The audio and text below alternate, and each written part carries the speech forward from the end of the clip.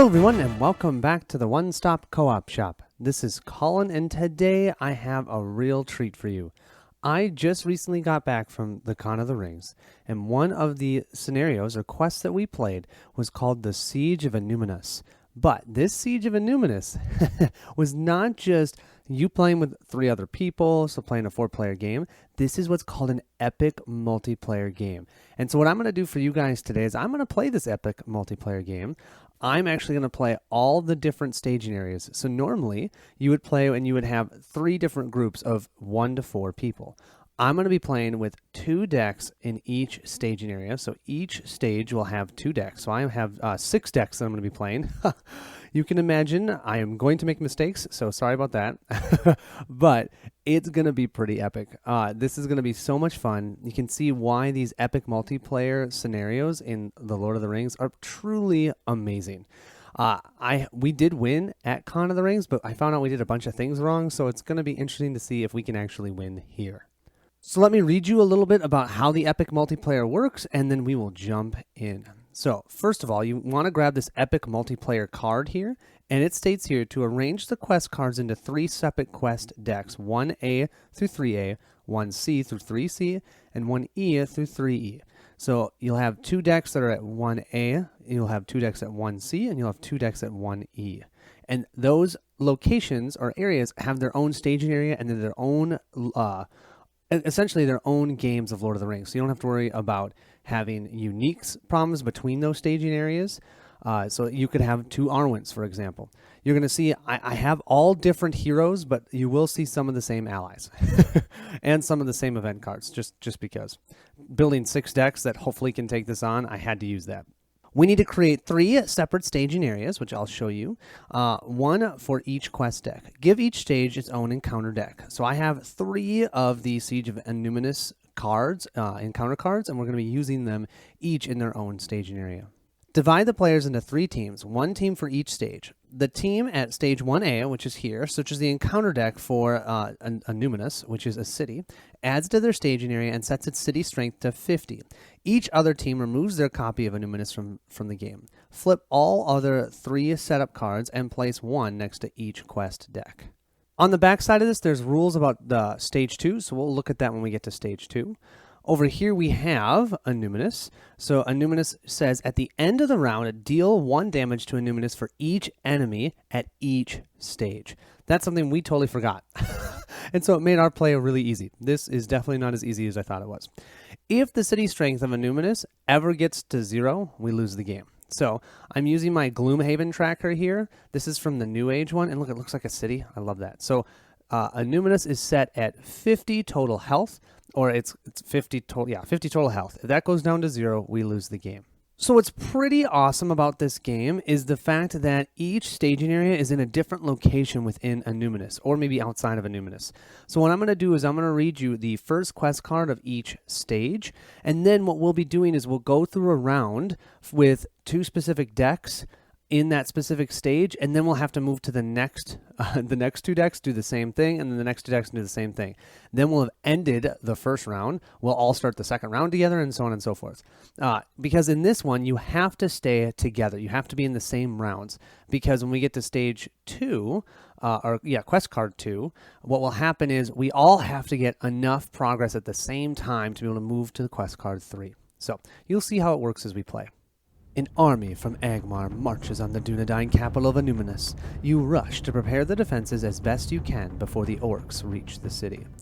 We need to set a bunch of cards aside out of play. You'll see that for each one. Don't worry about them. You'll see them as we go. Each player searches the encounter deck for a different location and adds it to the staging area.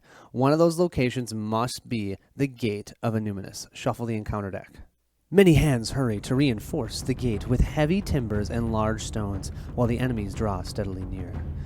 So here you can see we can't even put any progress on this quest card. It says at the beginning of the round, before the resource phase, place 1 resource here. Then, if there are 4 resources here, advance to stage 2. All of them will say that. So that means we have 3 rounds before we go to stage 2. And I'm hoping I can get 3 rounds worth of decks played within one video. So it might be kind of a long video. That's okay. It says here's a response. At the end of the round, remove 10 progress from this stage to increase the city strength of Annúminas by 10. And that is unique to this staging area. Each staging area will have different effects based on that. So these guys are trying to rebuild the defenses. They're trying to put up additional blockades, maybe put some more timber out, maybe reinforce some of the doors. Really cool. So we need to grab 2 locations. Here we have our 2 locations that will start out in the staging area. We have the Gate of Annuminas. So it has X threat, which is X is 1 more than the number of enemies in play. Right now, then, it's just 1. To travel here, each player must engage an enemy in the staging area to travel there. Now, something that I want to note about that travel effect. I cannot travel there if there's less than 2 enemies in the staging area because I cannot have each of us engage an enemy. So that's something to watch out for. You have to be able to do that travel effect to travel there. Then we have the Arnor Battlefield. While Arnor Battlefield is in the staging area, each non-unique enemy gets -5 engagement cost. And to travel here, each player deals 1 damage to a hero to travel there. So that is in our staging area. Our first deck that is going to work on reinforcing the defenses is our Gandalf, Bifur, and Arwen deck. This is a really fun deck, you guys. This is an Ent deck that I made. So we have a total of 27 threat here because Arwen starts at -3 threat. She's probably one of the most powerful heroes you're going to see. So 14 plus 7 plus only 6 gives us a total of 27 threat.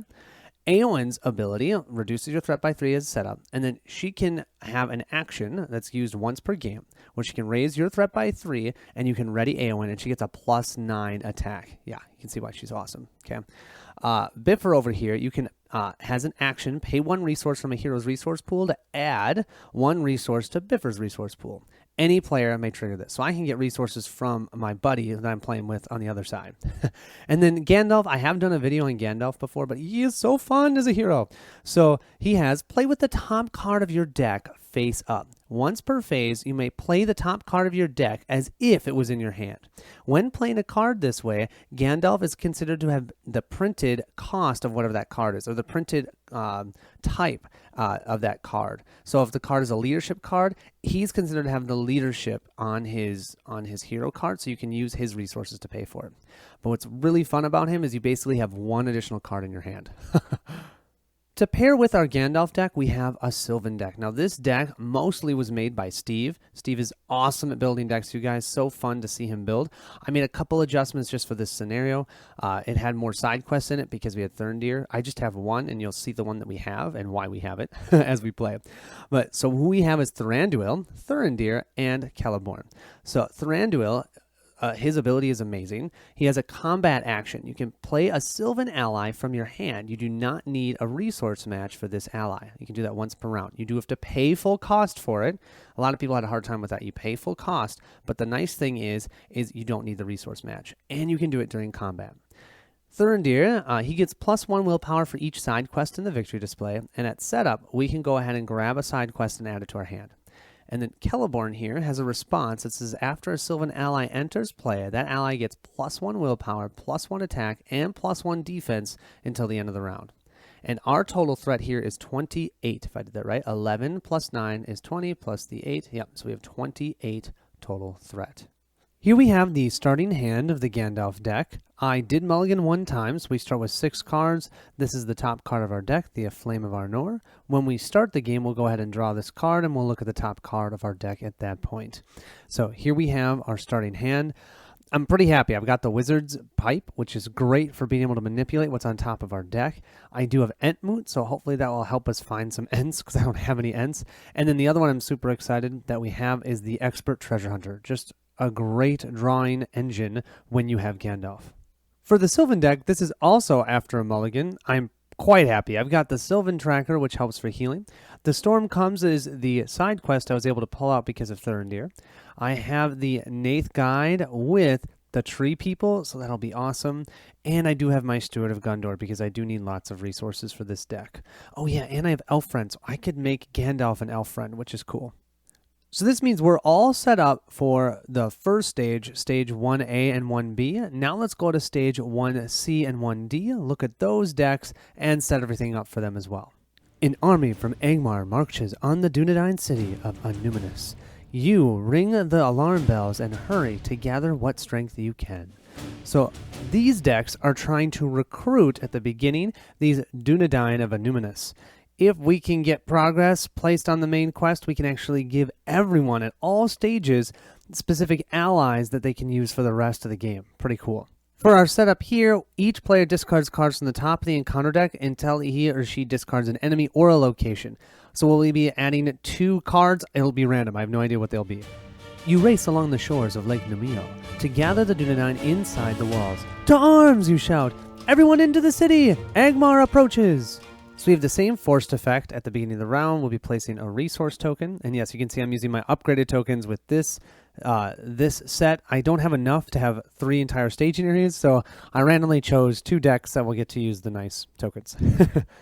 And you can see here for a response, at the end of the round, remove 10 progress from the stage. Then the first player at each stage takes control of a set-aside Dunedain of Annuminas. Well, I ended up discarding 2 enemies. We have the Angmar War Rider. It has Archery 1, so that's what this token is. It helps me remember how much archery is out on the table. At the beginning of the combat phase, we have to resolve archery. You'll see how that works. They have different forced effects. What's nice is I discarded the Warg of Carndum, so that means this surge did not take effect because you discarded them and put them into play. If that had been revealed from the encounter deck, I'd have to draw another card. Whew, okay. The first of our 2 decks is my Legolas Gimli Galadriel deck. So this deck, actually Monica played through most of the Saga campaign with me. So it's a lot of fun. I really like it. I had to make a bunch of adjustments though to work with the other deck that you're going to see. But so we'll start at 29 threat with these 3. Legolas is ranged, and he has an ability that after he commits to a quest, you can discard a card from your hand to ready another hero. If it's Gimli, they get +1 willpower.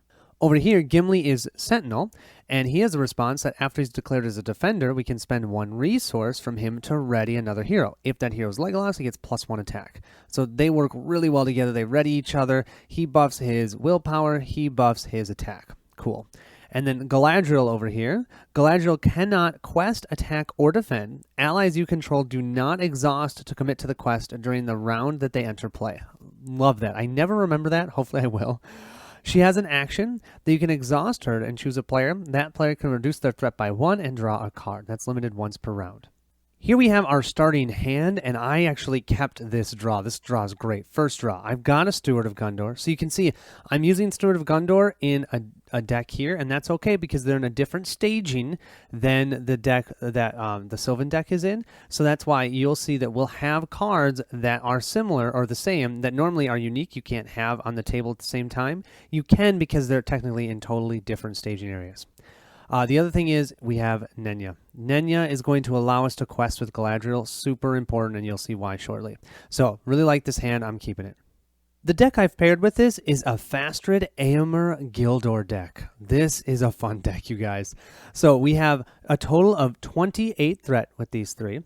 Fastred has an ability that it's a response. You don't have to do it. You can choose to do it. After Fastred defends an enemy attack, return it to the staging area to reduce your threat by 2. Awesome. Now you might be wondering why the heck would I want enemies pushed back to the staging area? Éomer comes into play. After Éomer commits to the quest, spend 1 resource from his resource pool to declare him as an attacker and resolve his attack against an enemy in the staging area. Fastred pushes them back. Éomer can attack and quest and hopefully defeat an enemy in the staging area. Nice. And then we have Gildor and Glorian. If you've seen my Saga playthrough, you know him. He just has the ability you can pay 1 resource from his pool to draw a card, and you can choose any player to do that. Here we have our starting hand, and I did not mulligan this one because I like it. I've got Dunedain Remedy for some healing. I also have a Dunedain Warning and Rune Master, as well as Guthwine. Oh my gosh, such an awesome hand. And Haragrim, and we have Arwen, which can be really helpful because she can provide +1 defense to Gimli or even to Fastred, which is good because enemies can hit hard in this one. So yeah, definitely a good hand. You're going to see this deck has a lot of the signal cards. And so what's fun about this one, I was kind of thinking thematically, if they're trying to get the Dunedain to come with them, they're also getting the signals that the Dunedains have. So that's giving +1 attacks, +1 willpower, and +1 defense, as well as the remedy to help healing. So we have one staging area that's building up the defenses, one that is calling for additional help. Our final one is the delay the enemy. So this one we're trying to prevent more enemies from coming, maybe slow them down so we can build up a little bit faster. These two decks are more of our power decks because they need to be, and you'll see why as we play. An army of Angmar marches on the Dunedain city of Annúminas. Your friends need time to prepare the defense, so you ride out to meet the enemy. Same setup stuff in the first part, and then each player searches the encounter deck for a different enemy and adds it to the staging area. One of those enemies must be the Vanguard of Carn-dûn. Shuffle the encounter deck. It is up to you to harry the orcs and slow their approach to the city. Same forced effect, we have 3 rounds of this. At the end of the round, remove 10 progress from this stage. Then, the players at each other stage, so not yours, not this one, each other stage reveals 1 fewer encounter cards during their next quest phase, to a minimum of 0. That'd be so nice if we could get it to 0. But that is an awesome response. When you get that, it feels so good to help out the other 2 staging areas. Here we have the 2 enemies that I've picked. We've seen the Vorg of Carn-dûn already, but look at this Vanguard of War. 3 threat, 6 attack, 3 defense, 8 health. Cannot have attachments. While Vanguard of Carn-dûn is in the staging area, no more than 5 progress can be placed on the main quest each round. So no matter what, we're not going to be able to get 10 total progress on the delay the enemy because it's going to be in this Vanguard of Carn-dûn is going to be in the staging area, automatically preventing anything more than 5. Our first deck over here is our Caldera deck. We start at 29 threat. Now, there is a change on Caldera. This action that she has is only once per game, so I'll explain that as we go. First, though, we have Círdan. Círdan, we get to draw 1 additional card at the beginning of the resource phase. And then after drawing cards at the beginning of the resource phase, discard, or choose and discard 1 of those cards. So of the 2 cards that we draw, we can only keep 1. Okay? But yeah, 4 willpower, you guys. Nice. Caldera here has an action. Discard Caldera, so that means get rid of her completely, to put 1 blue ally, or spirit ally, from your discard pile into play for each other hero you control with a printed spirit resource icon. So right now, if I had 2 blue allies in my discard pile, I could discard her and bring them out. You can see how that can be pretty powerful. And then over here we have Arwen. She has an ability where we can just discard a card from her hand, add 1 resource to a Noldor hero's resource.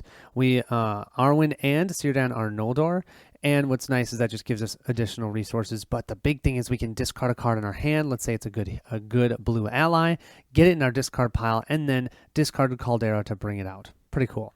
Here we have our starting hand. This is not bad. Now, I do want to mention, do you see Elven Light? Yeah, I don't have enough Elven Lights because I actually am using it in 2 different decks. So this is a proxy. Sorry about that. It's just, you know, if you're playing 6 decks, you guys. I do have Prince Imrahil, which is awesome because Prince Imrahil will turn into a hero if there's a hero that gets discarded from play. That's pretty nice. I also have the Erebor Guard, which helps us discard cards, and the Elven Light, of course, so discarding and bringing back. And I have Glorfindel over here, a nice 3/3 spirit ally. Here we have our final deck. We have Merry, Bjorn, and Radagast. So our threat starts at 29. Merry is kind of the odd man out in this one. Merry gets +1 for each Hobbit hero you control. Well, I only have 1 Hobbit hero, so he's a 1 attack. Response. After Merry participates in an attack that destroys an enemy, ready another character that participated in that attack. So my intention is hopefully to be able to ready the eagles that I have in this deck. Yes, this is an eagle deck because we have Radagast. We also have Bjorn. He's supposed to help us at the beginning of the game because he's got that 5 attack, and he's Sentinel. He cannot have attachments. He is immune to player card effects, so I need to remember that. But the big thing is he does not exhaust to defend, so he can defend multiple times. The only hit for that is he only has 1 defense, and I can't boost it up because I don't have any effects that can affect him. But you'll see how it works. We'll see if we can survive. I actually had this deck built as a Grim Bjorn deck until I realized that Grim Bjorn, his ability cannot be used against enemies that are immune to player card effects. So he can't actually attack them back. That was Grim Bjorn's ability. So I decided to swap him out for Bjorn. Now we'll see how it works. Finally, we have Radagast. This is a relatively new hero. You may use the resources from Radagast's pool to pay for creature allies of any sphere. So those would be eagles, there's a dog, there's the Bjorning giant bears. Those are all creatures, so we can actually use his resources, which is great. And his response is, after you play a creature card, Radagast does not exhaust to commit to a quest. Here's our starting hand. We did mulligan for this. It's not the greatest, but it's not terrible. We do have a nice Winged Guardian that we'll be able to play. We've got Thor's Map, which is honestly amazing. This card is so helpful in this quest. We've got the Bjorning Skin Changer, the Radagast Staff. That is also something we really wanted this round. And then the big one, the Eagles of the Misty Mountains. And you'll see why. We also do have Sting. I don't know if I'm going to put that out right away because this is a guarded card and we'd have to put out another enemy. I don't feel like we're prepared to take on 3 enemies before we even reveal any encounter cards. So that might have to come in later. But when we have that, Merry will be a little bit better at questing. He can also be better at attacking, doing some direct damage. It looks like we're all set up and ready to go. We have Gandalf and the Sylvans trying to rebuild the defenses. We have Éomer and Legolas and Gimli trying to notify as many Dunedain as possible. And we've got Círdan and Caldera and Bjorn and Radagast trying to delay the enemy. This is going to be fun, you guys. Let's start it.